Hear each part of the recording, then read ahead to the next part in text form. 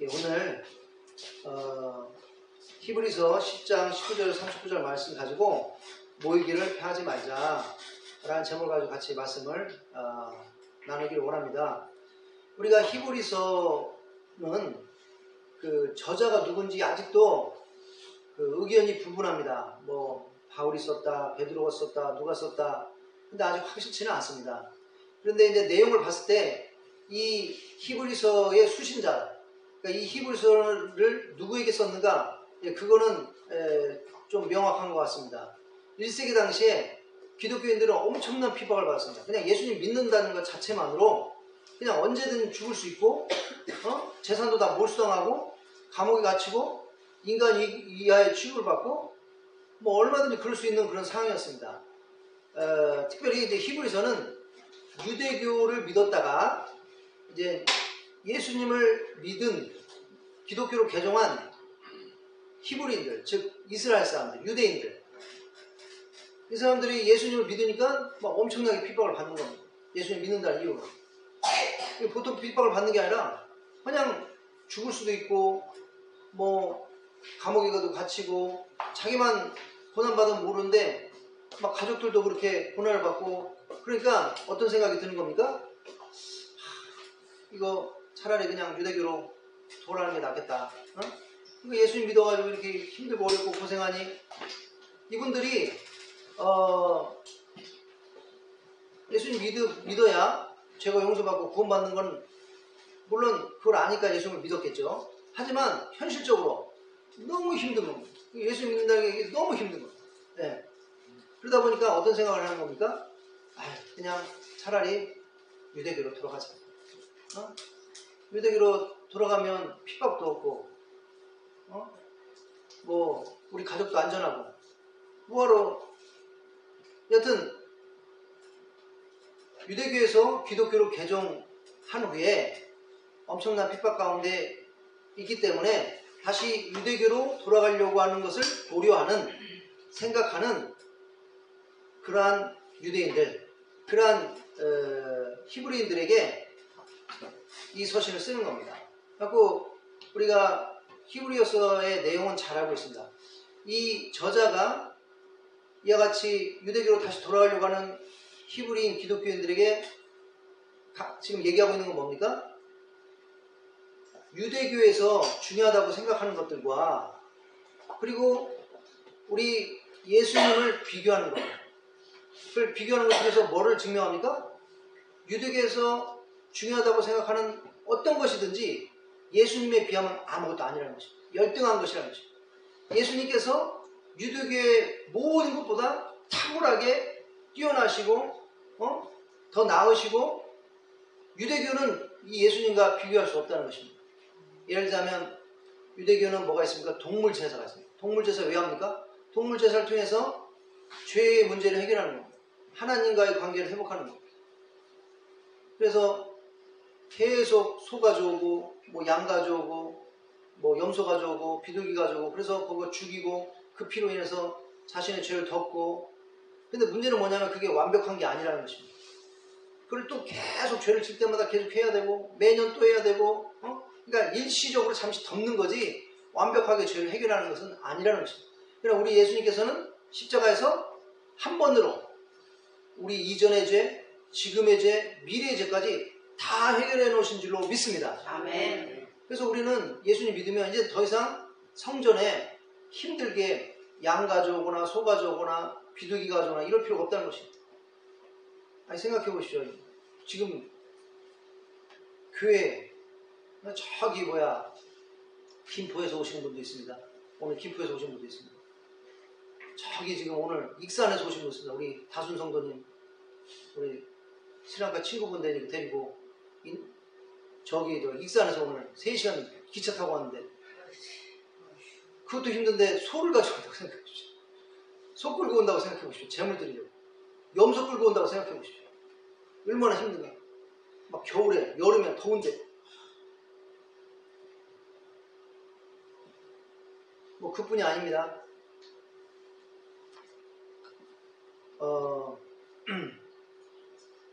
유대교는 또 율법을 강조합니다. 율법을 다 지켜야 됩니다. 율법. 율법을 지켜야 의로움은 없는 것이고 율법을 지켜야 구원을 받는 것이고 근데 누가 율법을 다 지킬 수가 있겠습니까? 율법 지킬 수 있는 사람 한 분도 없어요. 한 사람도 없어요. 예수님께서는 그것 아시기 때문에 우리 연약함을 아시기 때문에 우리가 율법을 못 지켜서 짓는 그 죄를 대신해서 십자가에서 그 죄의 대가를 다 치르신 줄 믿습니다.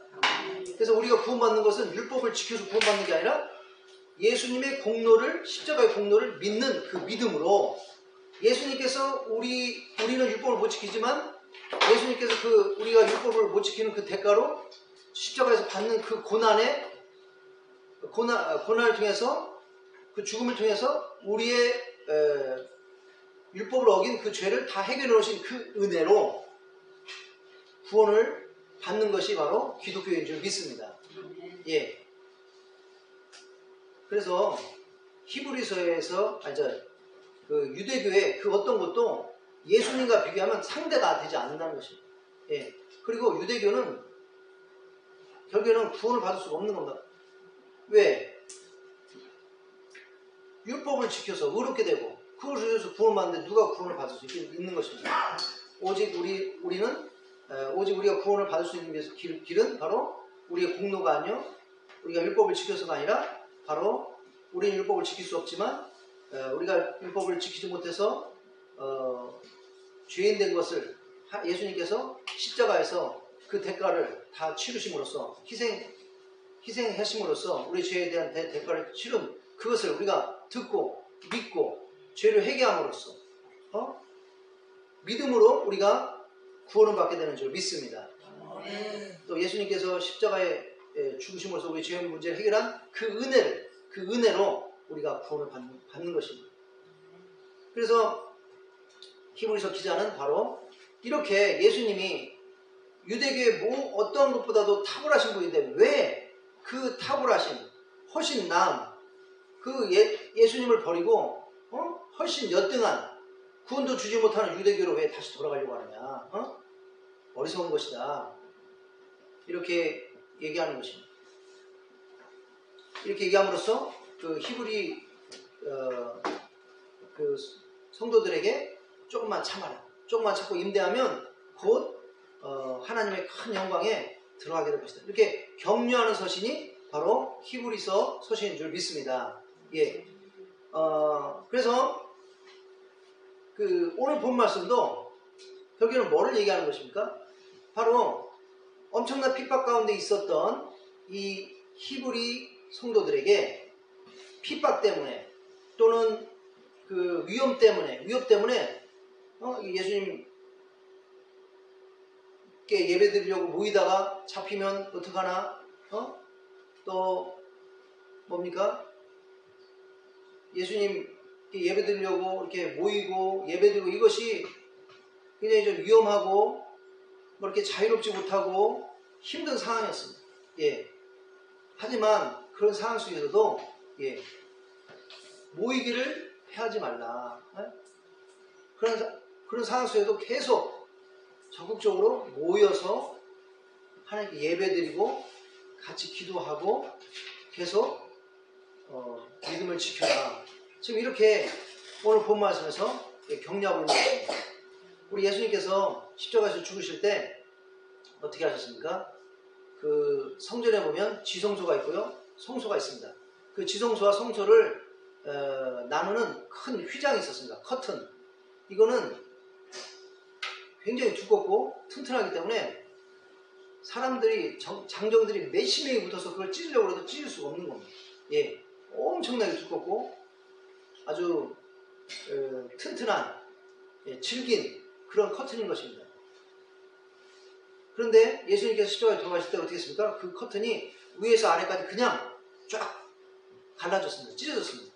그 얘기는 뭐냐면 예수님께서 그 성소와 지성소를 나누는 그 커튼을 나누기 전에는 그 지성소에 들어갈 수 있는 사람은 누구밖에 없었습니까? 1년에 한 번 대제사장이 대속죄일날 그 이스라엘 모든 백성들의 죄를 대속하기 위해서 그 소의 피를 가지고 그 쉬운 자의 그 뭡니까? 그 언약궤 위에 그 두 천사, 그룹 천사가 있지 않습니까? 체르빔. 그 그룹 천사 사이에 거기 하나님의 임재하는 자리가 있는데 그 쉬운 자에 거기에 피를 뿌림으로써 이스라엘 백성들의 죄를 다 대속하는 것입니다.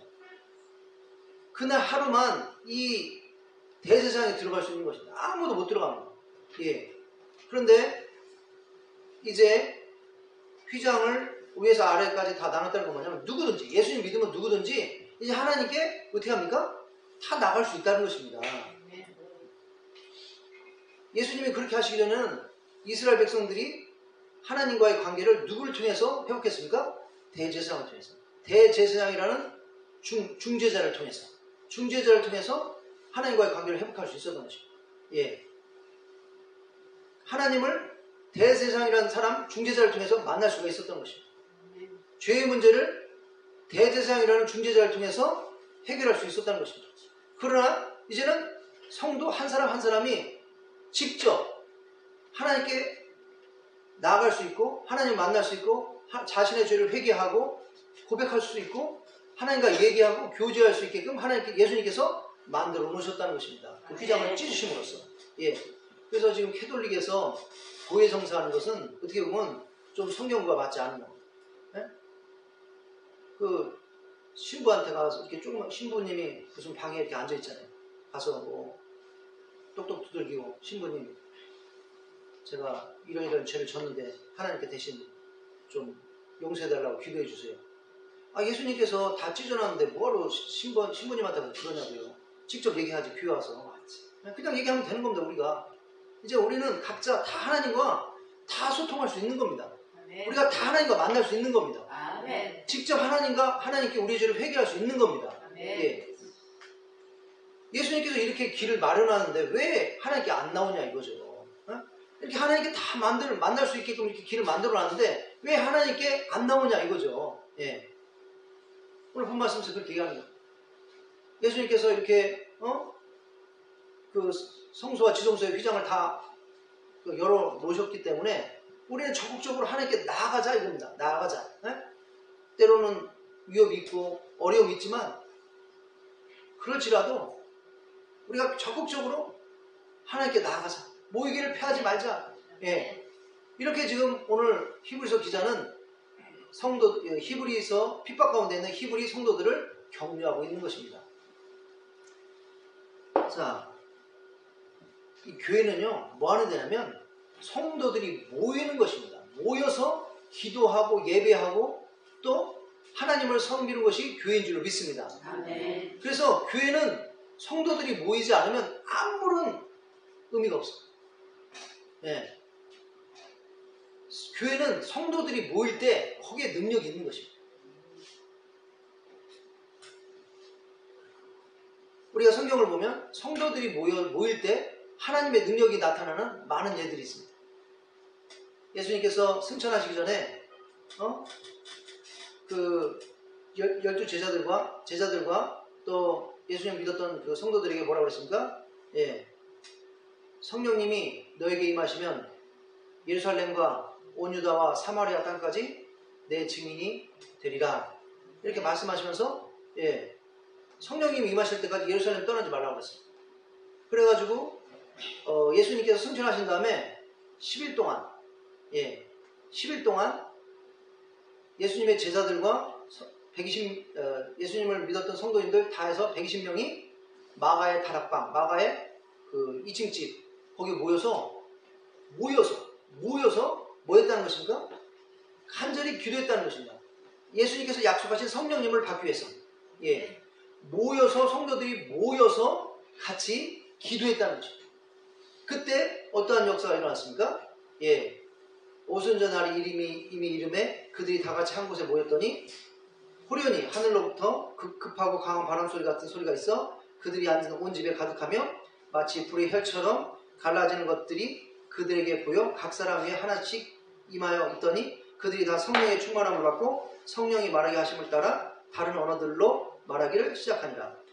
성도들이 모여서 같이 기도하니까 거기에 성령님이 임하셨다는 것입니다. 거기 성령이 임하시니까 성도들이 뭐를 갖게 됐습니까? 능력을 갖게 됐습니다. 베드로가 능력을 가져가지고 그 일자무식한 학교 문턱도 못 갔던 평생 어부였던 베드로가 한 번 설교하니까 그 유대교 종교 지도자들 그렇게 학식이 많은 유대 종교자들이 감동을 받고 내가 어떻게 구원을 받겠냐고 막 가슴을 치면서 그 베드로에게 물어보고 하루에 3,000명이 감동을 받아서 예수님께 나오는 역사가 있었다는 것입니다. 그리고 병이 치유되고 귀신이 쫓겨나고 또 이 성령이 임하니까요 이 죄악된 소욕이 사라지는 겁니다. 우리 인간들의 기본적인 그 소욕이 뭡니까? 이기주의, 개인주의, 자신만 생각하는 거. 그런데 여기 보니까 성령님이 임하시니까요 사람마다 두려워하는데 사도들로 말미암아 기사와 표적이 많이 나타나니 믿는 사람이 다 함께 있어 모든 물건을 서로 통용하고 또 재산과 소유를 팔아 각 사람의 필요를 따라 나눠주며 날마다 마음을 같이하여 성전에 모이기를 힘쓰고 집에서 떡을 떼며 기쁨과 순전한 마음으로 음식을 먹고 하나님을 찬미하며 또 온 백성에게 칭송을 받으니 주께서 구원받는 사람을 날마다 더하게 하시니라. 그래서 지금 성도들 마음속에 성령님이 임하시니까 사랑의 마음이 생기고 자비의 마음이 생기고 나눠주려는 마음이 생기고 또 이타적인 마음이 생기고 그래서 자발적으로 스스로 있는 사람들이 있는 것을 팔아가지고 교회에 가져오니까 그것이 또 가난한 사람에 나눠주니까 교회에 가난한 사람이 없었다. 이렇게 지금 얘기하고 있습니다. 이것이 다 뭡니까? 성령님의 역사인데 성령님이 어떻게 이 초대교회에 임했다는 것입니까? 성도들이 모여서 하나님을 찾을 때, 기도할 때 그때 역사가 일어났다는 것입니다. 그래서 교회는 성도들이 모일 때 역사가 일어나는 거지 교회는 모이지 않으면 아무런 힘이 없는 것입니다. 여기 한번 보십시오. 또 이제 막 초대교회가 성령이 임해서 능력이 나타나고 막 성도들이 막 많아지고 이제 하나님의 역사가 나타나니까 이 성경에 보면 언제든지 하나님의 역사가 일어나는 곳에 뭐가 있습니까? 이 사탄의 방해가 있는 것입니다. 예? 바벨론에서 돌아온 그 이스라엘 사람들이 성전을 지으려고 하니까 바로 그냥 방해하잖아요. 그 사마리아인들가 또 성벽도 느헤미야가 돌아와가지고 또 성벽 지으려니까 또 바로 방해하잖아요. 그러니까 하나님의 일이 있는 곳에는 반드시 뭐가 있다는 것입니까? 사탄의 역사가 있다는 것입니다. 방해가 있다는 것입니다. 그래서 초대교회가 이렇게 부흥하니까 바로 또 사탄이 역사하기 시작합니다.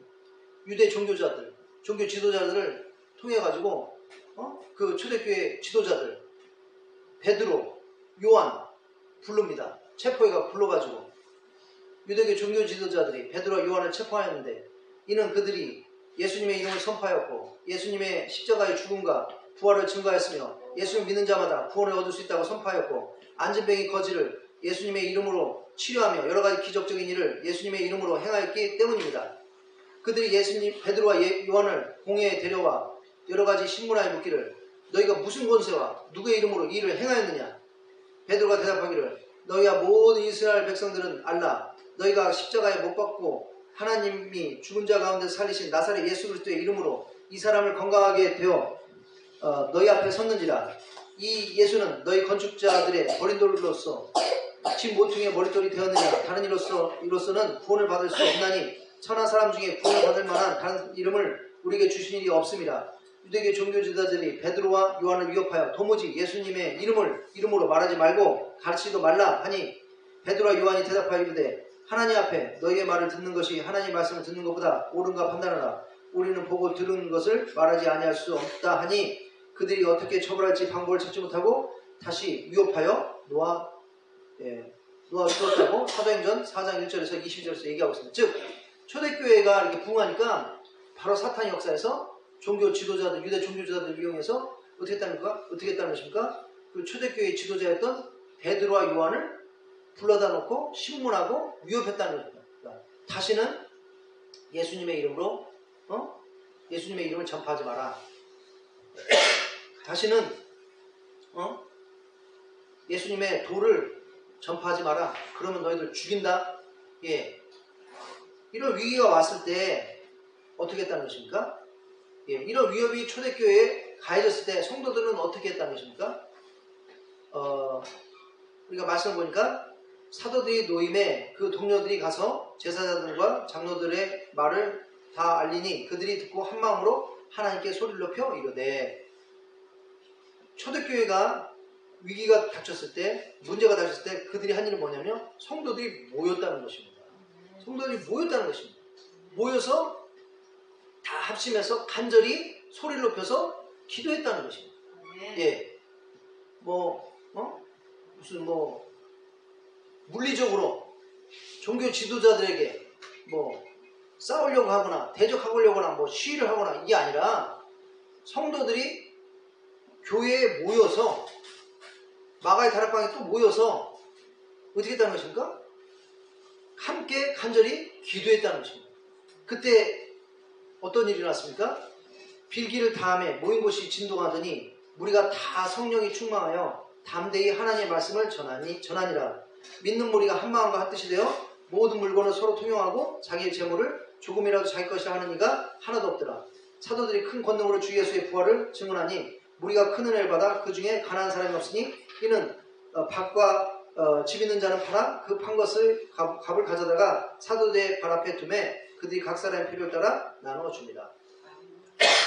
성도들이 교회가 위기가 닥쳤을 때 성도들이 모여서 한 마음으로 간절히 기도하니까 뭐가 나타났다는 것입니까? 역사가 나타났다는 것입니다. 다시 성령님께서 강력하게 임하시고 성도들 마음속에 두려움이 사라지고 담대함이 생기고 그래서 담대하게 복음을 전할 수 있게 되었고 또 다시 한번 성령이 임하니까 성도들의 마음이 변화되어 가지고 성도들이 자발적으로 자신들의 재물을 팔아 가지고 가난한 사람을 도와주고 아주 교회가 천국과 같은 그런 것으로 변해버렸다는 것입니다. 그래서 다시 한번 사도행전 23장 37절에서 말하고 있는 건 뭡니까? 교회는 성도들이 모여서 하나님을 찾을 때 거기에 역사가 일어나는 것이고 교회의 능력이 나타난다고 말하는 걸 믿습니다. 아멘. 반대로 교회는 모이지 않으면 아무것도 아닌 겁니다. 교회가 아무리 그냥 천평 아주 100억짜리 건물을 가지고 있어도 거기에 성도들이 모이지 않으면 아무런 소용이 없는 겁니다. 교회라는 것은 성도들이 모여서 하나님을 찾고 하나님께 예배드리고 하나님의 일을 하는 것이 교회인 줄 믿습니다. 그리고 그럴 때 거기에 능력이 나타나는 줄 믿습니다. 아멘. 그래서 오늘 히브리서 기자도 모이는 것을 패하지 말라고 그랬어요. 어떠한 상황에서도 모이는 걸 패하지 마라. 교회는 바로 모이는 것이다. 모였을 때 능력이 나타나는 것이다. 아멘. 성도들이 어떠한 상황에서도 계속 모여서 하나님을 찾아라. 기도하라. 하나님께 예배드리라. 하나님을 감당해라. 이렇게 말하는 줄 믿습니다. 아멘. 또 이 유대 종교주들이 베드로를 잡아가지고 감옥에다 집어넣습니다. 손과 발에 착고를 채우고 그 다음에 군인들을 4명씩 한 조로 해서 4조로 해가지고 이 또 베드로를 아주 그냥 철통같이 밖에서 또 베드로를 지키고 있는 겁니다. 한 조가 4명 그리고 4조로 해가지고 그리고 아주 그냥 그 감옥에 아주 깊은 최고로 그 깊숙한 그 감방에다가 이렇게 집어넣었어요. 그때 성도들이 어떻게 했다는 것입니까? 이렇게 베드로가 감옥에 갇혔을 때 교회는 그를 위하여 간절히 하나님께 기도하였습니다. 자, 우리가 사도행전 12장 11절부터 12절 보면 이런 말이 있습니다. 결국에는 이렇게 성도들이 모여서 기도할 때 하나님의 역사가 일어났어요. 천사가 하늘에서 내려와가지고 착고를 풀고 문이 그냥 자동적으로 열려버렸습니다. 4명씩 4조로 지키고 있는데 이들이 아무도 베드로가 그 감옥 그 복도를 통로를 지나가는데 아무도 못 보는 겁니다. 대문까지 그냥 자동으로 열렸습니다. 그래서 베드로가 결국에는 그 성도들이 간절히 오니까 가족도 간절히 기도하고 있더라고요. 기도하고 있는 그곳에 왔습니다. 거기 베드로가 왔을 때 그 상황을 이 말씀을 얘기하는데 한번 보십시오. 이에 베드로가 정신이 들어 이르되 내가 이제야 참으로 주께서 그의 천사를 보내어 나를 헤롯의 손과 유대 백성의 모든 기대에서 벗어나게 하신 줄 알겠노라 하여 깨닫고 마가라 하는 요한의 어머니 마리아의 집에 가니 여러 사람이 거기서 모여 기도하고 있더라. 아멘. 그러니까 성도들이 다 모였다는 것입니다. 여러 성도들이 다 모여서 기도하니까 지금 놀라운 역사가 일어난 겁니다. 아멘. 천사가 그 깊은 그 베드로가 갇혀있는 그 감옥 안에 들어와서 그 단단한 착고를 풀어버리고 그 문이 자동문으로 그냥 슉 열리고 4명씩 내조로 철저하게 그 지켜보고 있는데 이들이 다 장님이 돼가지고 베드로가 지나가는 걸 보지를 못했다는 것입니다. 그래서 나중에 헤롯이 어떻게 합니까? 그 다음날 알고 그 다 처형합니다. 그 군인들을 다 처형해버려요. 네. 그리고 어떻게 합니까? 그 대문, 그 육중한 철문, 감옥문이 그냥 무슨 자동문식으로 그냥 자동적으로 열려버립니다. 이런 놀라운 역사가 어떻게 일어났다는 것입니까? 마리아의 집에 가니 여러 사람이 거기서 모여 기도하고 있더라. 교회는 모여야 뭐 역사가 일어나는 거지 안 모이면 아무런 힘이 없다는 것입니다. 교회는. 네? 아무런 소용이, 교회 아무리 뭐 1,000억 주고 좋은 건물 줘봐야 모이지 않으면 하나 소용없는 겁니다. 교회는 쓰러져가는 집에 있어도 천막에 있어도 모이면 거기에 역사가 일어나는 줄 믿습니다. 예. 교회는 바로 성도들이 모여서 하나님을 찾을 때 역사가 일어나는 그것이 바로 교회인 줄로 믿습니다. 예. 그래갖고 헤롯도 베드로를 죽이려는 헤롯도 이 말씀 이후에 이 사건 이후에 어디 가서 연설을 하는데 사람들이 야 저거는 사람이 연설하는 게 아니다. 하나님이 연설하는 것이다. 어떻게 저렇게 연설을 하냐. 자기가 정말 그런 줄 알고 우쭐하고 하나님께 영광을 드리고 이러다가 하나님이 그냥 헤롯을 팍 쳐버렸습니다. 그래서 쓰러져가지고 몸에 뭡니까? 벌레가 나와가지고 그 몸을 먹었다고, 예? 그렇게 해서 죽었다고 이렇게 얘기를 하고 있습니다. 그러니까 성도들이 모여서 기도를 하니까 베드로를 철저하게 지켰던 4명의 사조로 된 4명의 군인들이 다 처형을 당하고, 예? 그러니까 베드로를 이렇게 구속했던 그 사탄의 세력이 마귀들이 다 깨어지고, 마귀들의 우두머리 헤롯이 죽고, 이런 놀라운 역사가 일어나는 줄 믿습니다. 아멘. 그래서 마태복음 18장 19절 20절 예수님께서 약속하셨습니다. 진실로 너에게 이르노니 너희 중에 2사람이 땅에서 합심하여 무엇이든지 구하면 하늘에 계신 내 아버지께서 그들을 위하여 이르게 하시리라. 2-3사람이 내 이름으로 모인 곳에 나도 그들 중에 있느니라. 아멘. 그래서 합심기도가 그래서 무서운 겁니다. 합심기도. 2-3사람이 합심해서 기도하면 하나님께서 그냥 들어주신다 했잖아요. 그러니까 우리가 기도에 자꾸 모여야 돼요. 모여서 합심해서 기도해야 된다는 거죠. 그래야 역사가 일어나는 줄 믿습니다. 예. 그 다음에 성령을 소멸하지 말라. 우리가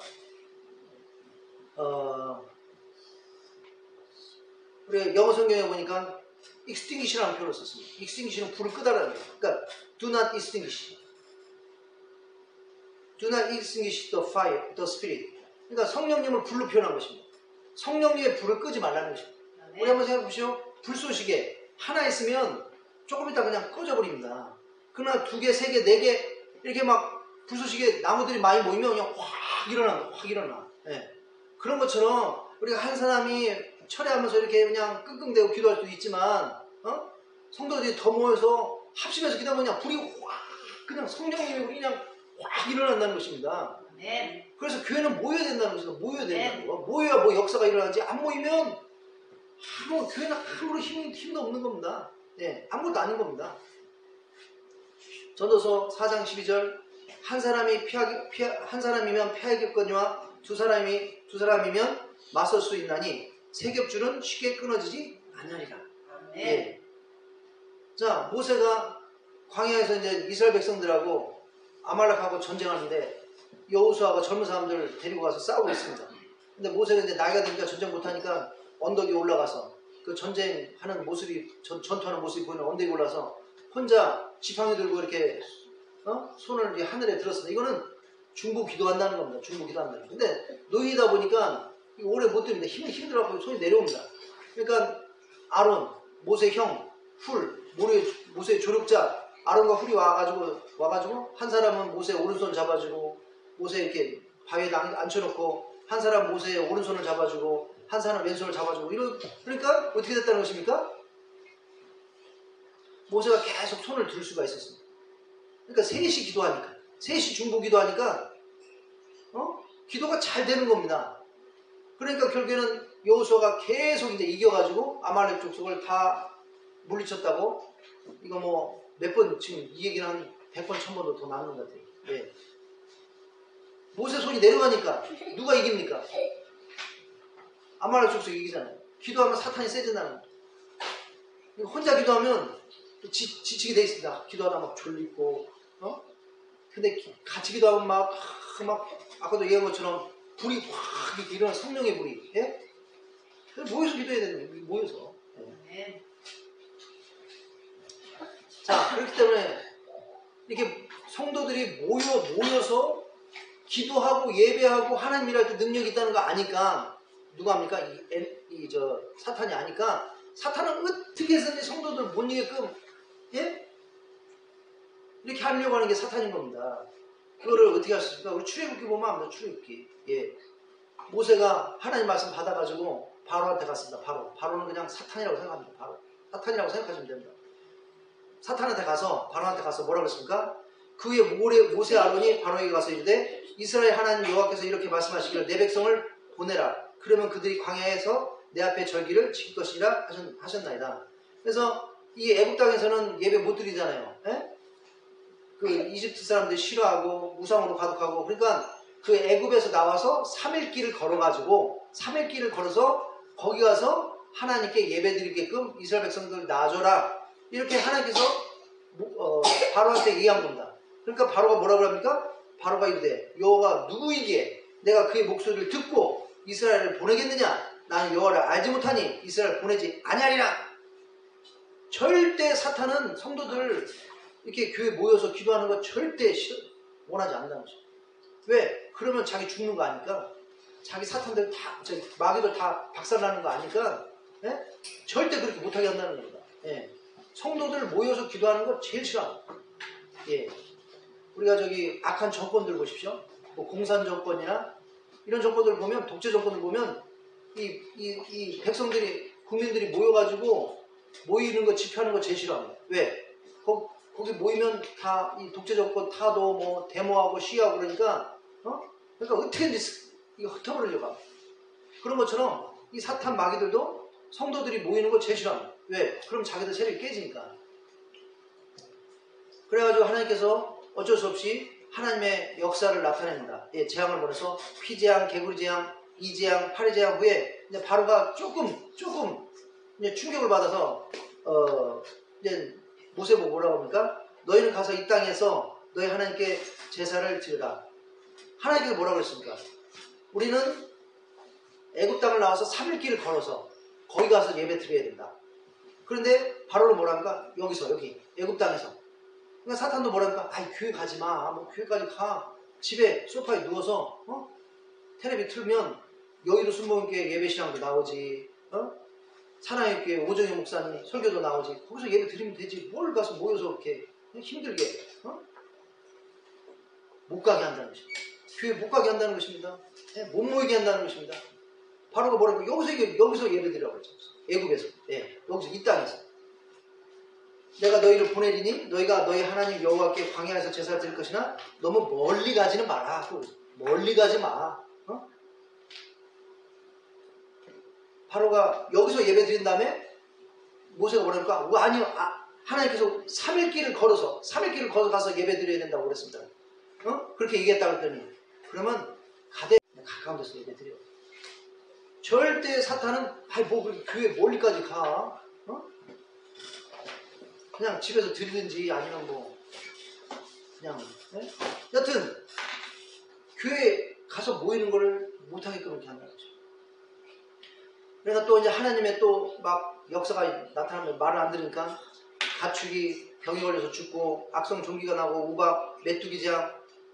그 후에 또 이제 바로가 조금 충격을 받아서 뭐라고 합니까? 내가 너희와 너희 어린이 아이들을 보내면 여호와가 너희와 함께 한과 같으니라. 보라, 그것이 너희에게 나쁜 것이라. 그렇게 하지 말고 너희 장정만 가서 여호와를 섬기라. 이것이 너희를 구하는 바니라. 어른들만 가라고 하죠. 남자들만. 여자분들, 애기들, 가족들을 데려가지 말라고 하죠. 바로가 사탄이.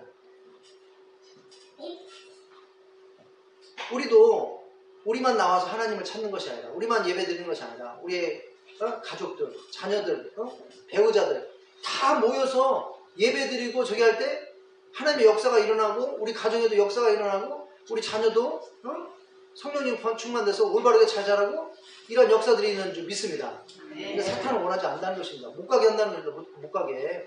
너만 가면 되지 뭘 다 가려고 그래. 그 다음에 그러니까 또 이제 흑암 재앙이 또 임합니다. 그 다음에 이제 바로가 뭐라고 합니까? 너희는 가서 여호와를 섬기되 너희의 양과 소는 머물러 두고 너희 어린 것들을 너희와 함께 갈지니라. 여호와께서 바로의 마음을 완악하게 하시므로 그들을 보내기를 기뻐하지 않아. 그러니까 이제 뭐라고 합니까? 이제 사람들만 가. 뭐 소양 가져가지 마. 모세가 뭐랍니까? 우리는 소양 가져가야 된다. 왜? 제물 드려야 되니까. 하나님께 제물 드리면서 예배 드려야 되니까. 그래서 사탄은 뭡니까? 그냥 몸만 가면 돼. 뭐 11조 내고 뭐 황금 드려. 온전한 예배를 또 못 드리게 하는 것입니다. 여하튼 이와 같이 사탄은 성도들이 모여서 기도하고 예배 드릴 때 하나님의 역사가 일어나는 것을 아니까 어떻게든지 성도들이 못 모이게 한다는 것입니다. 자, 제가 지금 하나 비디오를 영상을 하나 준비했습니다. 이 영상은 성도들이 모이지 않을 때 교회는 어떻게 됩니까? 교회가 아무리 멋있고 훌륭하게 쳐도 성도들이 모이지 않으면 교회는 어떻게 되는가? 그걸 보여주는 것입니다. 바로 지금 유럽 교회 또 서구 교회의 현실을 지금 막 얘기하는 것입니다. 한국도 정신 차려야 하면 이렇게 되는 것입니다. 교회가 저도 독일에 한번 가봤습니다. 독일에 가서 보니까 한국에는 그렇게 이쁜 교회 없습니다. 얼마나 교회들이 이쁘고 교회 하나하나가 예술 작품입니다. 예술 작품. 근데 문제는 뭐냐면 거기에 그냥 나이 드신 노인들도 몇 분만 있고 젊은 사람들이 없다는 거죠. 사람들이 모이질 않는다는 거죠. 그러니까 교회가 힘이 없고 하나님께서 그렇게 이슬람 사람들 보여주고 전도하라고 전 세계에서 이슬람 사람들 거기 난민으로 다 왜 거기 보내주겠습니까? 그 사람들 전도해서 예수님 믿게 하라고 다 보내준 거 아닙니까? 근데 교회가 힘이 없으니까 아무것도 못하는 겁니다. 오히려 그 교회들이 모스크로 바뀌고 술집으로 바뀌고 나이트클럽로 바뀌고 어떤 교회는 굉장히 유명한 교회였답니다. 그런데 무슨 나이트클럽인가 공연장으로 바뀌어서 마돈나가 거기 가서 공연하고 막 그랬다는 거예요. 세상 노래 마돈나 노래 다 보면 막 가사도 악하고 그런 가수가 와서 공연하고 그런 교회가 한두 교회가 아니라는 겁니다. 지금 유럽에. 한번 영상 한번 보시겠습니다. 영상 나오는지 잘 모르는데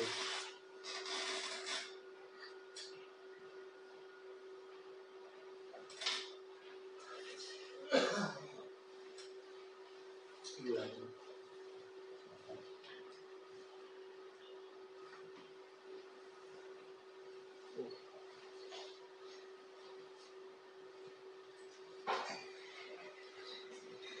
과장해서 말하자면 유럽에서는 500년도 안 된 교회는 오래되었다고 치지도 않습니다. 상상하기 어렵습니다. 좀 과장해서 말하자면 유럽에서는 500년도 안 된 교회는 오래되었다고 치지도 않습니다. 교회가 없는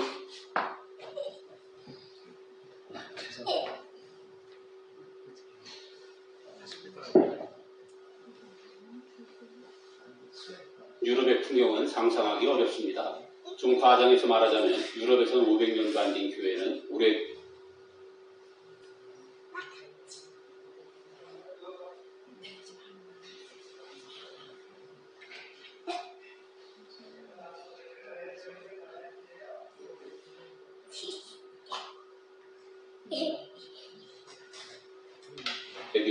치지도 않습니다.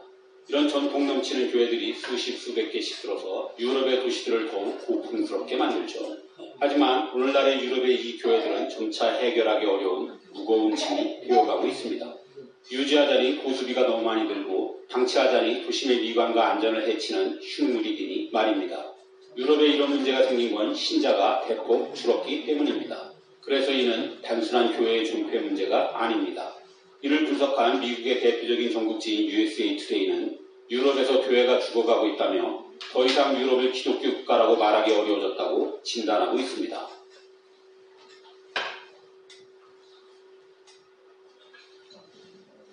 무심지었던 유럽에 무슨 일이 일어나고 있는 걸까요? 유럽에선 워낙 오래된 교회가 많다 보니 웬만해선 보호 대상인 유적지로 지정되지도 못합니다. 과장해서 말하자면 유럽에서는 500년도 안 된 교회는 오래되었다고 치지도 않습니다. 이런 전통 넘치는 교회들이 수십 수백 개씩 들어서 유럽의 도시들을 더욱 고풍스럽게 만들죠. 하지만 오늘날의 유럽의 이 교회들은 점차 해결하기 어려운 무거운 짐이 되어가고 있습니다. 유지하자니 고수비가 너무 많이 들고 방치하자니 도심의 미관과 안전을 해치는 흉물이 되니 말입니다. 유럽에 이런 문제가 생긴 건 신자가 대폭 줄었기 때문입니다. 그래서 이는 단순한 교회의 존폐 문제가 아닙니다. 이를 분석한 미국의 대표적인 전국지인 USA 투데이는 유럽에서 교회가 죽어가고 있다며 더 이상 유럽을 기독교 국가라고 말하기 어려워졌다고 진단하고 있습니다. 오랜 세월 기독교의 중심지였던 유럽에 무슨 일이 일어나고 있는 걸까요? 유럽에선 워낙 오래된 교회가 많다 보니 웬만해선 보호 대상인 유적지로 지정되지도 못합니다. 많은 교회는 전적으로 교인들의 헌금에 달려있죠. 옛날처럼 특정 가문의 전폭적인 후원을 기대할 수 있는 시대도 아니고요. 그런데 교회의 예배 참석자가 고장 노인들 30-40명뿐인 교회가 수두룩합니다. 인구가 적은 시골로 갈수록 이 문제는 더 심각하죠. 대부분의 이 역사적인 교회 건축물들은 50년마다 대대적인 보건봉사가 필요합니다. 이 비용을 감당할 수 없게 된 유럽의 교단들은 교회 건물을 잇따라 민간에 내놓고 있죠. 구글에 잠깐 검색만 해봐도 부동산 중개업소에 매물로 올라온 교회가 수두룩합니다. 성스러운 교회를 거주지로 개조하면 천국을 맛볼 수 있다며 교회 매입을 부추기는 달콤한 광고도 적지 않죠.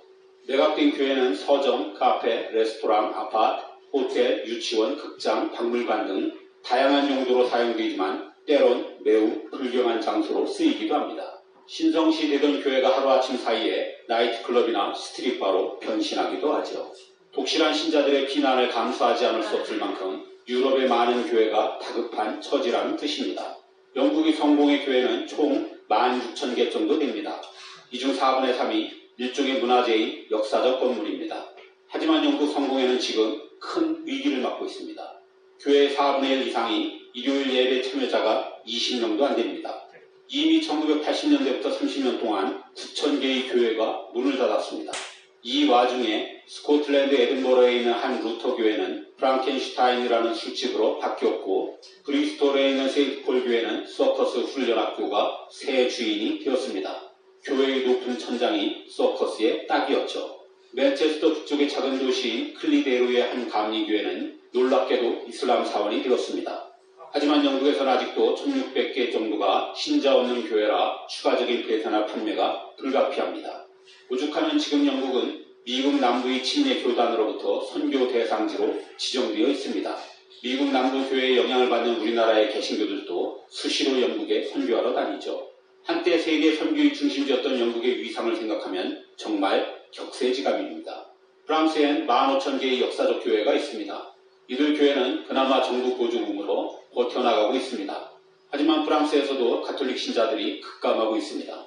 주일 미사에 참여하는 프랑스 가톨릭 신자들은 10명 중 1명뿐입니다. 이제 프랑스도 성당을 헐거나 혹은 팔거나를 선택해야 하는 한계점에 서 있습니다. 그 경우 당장 5분의 1인 3,000개가 바로 대상이 될 것입니다.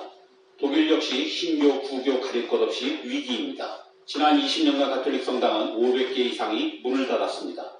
이 중 3분의 1은 그냥 헐어버렸고 3분의 2는 미술관, 카페, 펍을 운영하는 업체에 팔았습니다. 이 바람에 성직자는 물론 교회 관련 직원의 40%가 해고되었습니다. 개신교도 340개 이상이 폐쇄되었는데 함부르크의 교회는 이슬람 센터가 되었습니다. 2만 개 이상의 교회가 있는 이탈리아에선 적어도 1,000개가 아무도 쓰지 않아 폐허 상태입니다. 로마의 한 중세 성당은 그나마 주인을 새로 맞았는데 사크로의 프로파노, 즉 신성하면서 불경한이란 얄궂은 이름의 레스토랑이 들어섰습니다. 보수적인 가톨릭 국가인 스페인은 신자의 5분의 1만이 미사에 참석하면서 교회가 스케이트보드장, 바, 나이트클럽으로 개조되고 있고 체코는 프라하의 800년 된 성 미카엘 성당을 스트립쇼 업체에 팔아 큰 충격을 주었습니다.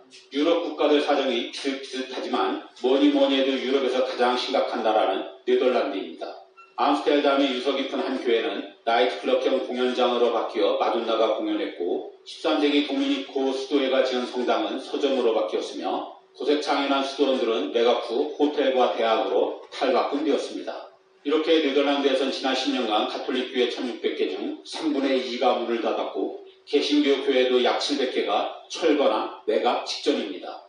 1950년대만 해도 신자의 90%가 예배에 참석했지만 지금은 5%도 되지 않으니 교회의 재정이 견딜 수가 없는 것입니다. 교회는 남아도는데 미사나 예배를 이끌 성직자가 부족한 것도 유럽 교회가 안고 있는 고민입니다. 얼핏 기현상처럼 보이지만 사제 지망생이 더 빠른 속도로 줄고 있기 때문입니다. 프랑스는 정원이 채워지지 않자 아프리카 식민지 출신의 사제들에게 미사를 맡기고 있습니다. 그 숫자가 전체 11,500명의 성직자 중 5분의 1이나 됩니다. 영국 역시 과거 자신의 식민지였던 스리랑카, 인도, 남아공 등지에서 성직자를 수입하고 있죠. 스위스도 인도 남부 케랄라주 출신의 사제가 많이 들어와 있습니다. 전통적인 가톨릭 국가인 이탈리아에선 본당의 최대 40%가 동유럽과 아시아 출신의 성직자에 의해 운영되고 있습니다. 만성적인 사제 부족을 겪고 있는 독일에선 교회는 사제가 있는 곳에서만 존재한다는 그간의 교회법을 벗어나 점차 평신도에게 미사 집전을 맡기는 방안을 연구하고 있습니다.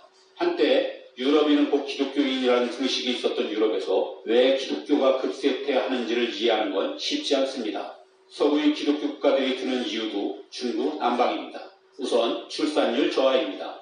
이는 높은 출산율로 유럽에서 교세를 유지하고 있는 동방정교회와 이슬람을 보면 확연히 비교됩니다.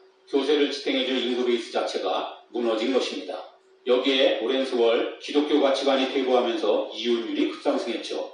일요일만 되면 다 함께 교회로 향하던 유럽의 전통적인 가족이 해체되면서 소위 모태 시장도 더는 기대하기 힘들어졌죠. 사람들은 안전하고 편안하며 예측 가능한 환경에서 자라면 훨씬 덜 종교적이 된다고 합니다. 서유럽은 2차 대전 이후 평화와 함께 경제적인 부를 누려왔습니다. 즉, 종교의 효용성이 떨어지는 환경이라고 할 수 있죠. 달라진 국가의 역할 변화도 기독교 쇠퇴의 중요한 요인입니다. 고소득 국가일수록 그리고 복지국가일수록 그 나라의 종교성은 약화된다는 게 연구 결과입니다. 교회가 일정 부분 담당했던 국민의 복지를 국가가 도맡아 하면서 교회로 사람이 몰릴 이유가 줄어든다는 것입니다. 진리로서의 성경의 의문을 제기하게 만드는 과학의 발달과 일반인들의 높아진 교육 수준, 종교에 대한 신뢰의 도를 떨어뜨리는 잇따른 성추문 스캔들, 교회 대신 자꾸만 야외로 향하게 하는 주 5일제 정착도 한 이유로 꼽힙니다. 이유가 뭐가 됐든 미래에도 유럽에서 기독교가 예전 같은 명성을 갖긴 힘들 것 같습니다. 젊은 층들의 이탈은 더 심하기 때문입니다. 16세에서 29세 사이를 대상으로 한 설문조사 결과 교회 출석은커녕 다수가 아예 신의 존재 자체를 믿지 않고 있습니다. 칠코의 91%를 비롯 대부분의 유럽 국가에서 젊은 층은 60% 이상이 무교라고 답했고 이 추세는 점점 더 빨라지고 있죠. 종교가 자신들의 생활에 중요한가를 묻는 또 다른 조사에서도 유럽의 젊은 층들은 단 21%만이 그렇다고 답하고 있습니다. 그래서 영국의 종교 사회학 교수인 스테판 블리번트 같은 사람은 유럽에서 기독교는 100년 내로 사라질 것이라고 말하기도 합니다. 그 정도가 아니더라도 이제 유럽에서 기독교가 삶과 문화의 중심에 서던 시절은 끝나가는 것 같습니다.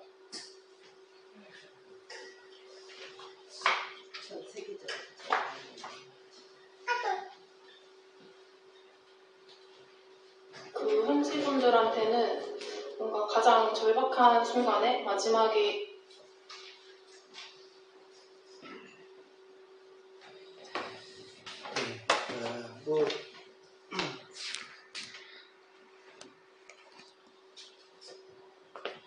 저희가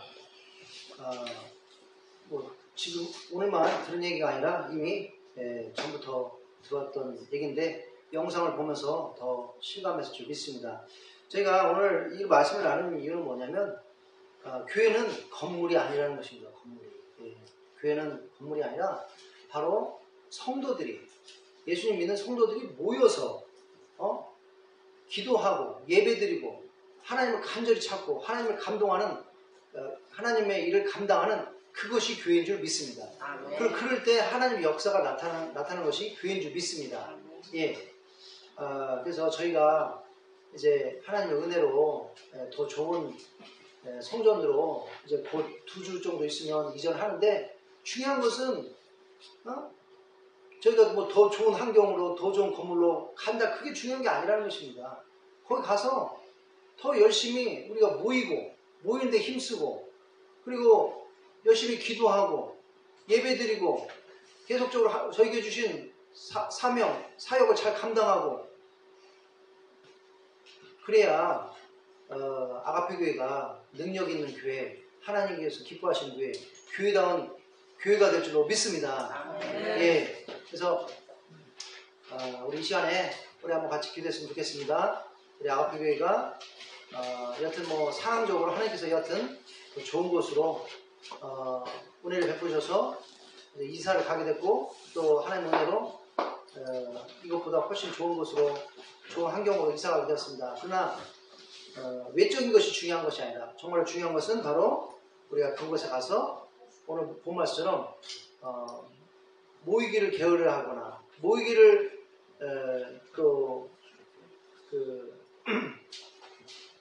중단하거나 이런 것이 아니라 적극적으로 열심히 모이기에 힘쓰고 또 모여서 하나님께 주신 이런 일을 잘 열심히 감당하는 또 기도에 힘쓰는 그런 아가페 교회가 될 수 있도록 그래서 정말로 마가의 다락방에 성령이 임해서 역사를 일어난 것처럼 우리 아가페 교회가 그런 교회가 될 수 있도록 우리 같이 기도했으면 좋겠습니다. 그리고 또 우리 하나님께서 유럽 교회를 불쌍히 여기셔서 유럽이 옛날처럼 세계 선교사를 보내고